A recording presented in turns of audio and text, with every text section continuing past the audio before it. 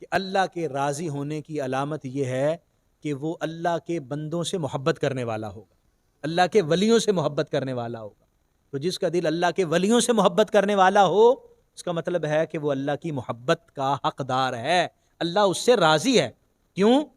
کیونکہ حضور صلی اللہ علیہ وسلم نے فرمایا من عاد لی ولیا فقد آذنتہ بالحرب، اللہ نے فرمایا جس نے میرے ولی سے دشمنی کی میرا اس سے اعلان جنگ ہے، میرا اس سے اعلان جنگ ہے۔ جس نے میرے ولی سے دشمنی رکھی میرا اس سے اعلان جنگ ہے۔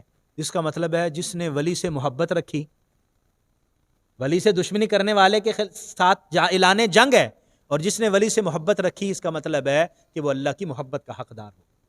تو اللہ والوں کے ساتھ محبت رکھنا گویا کہ اللہ تبارک و تعالیٰ کی محبت کی ایک علامت اور نشانی ہے۔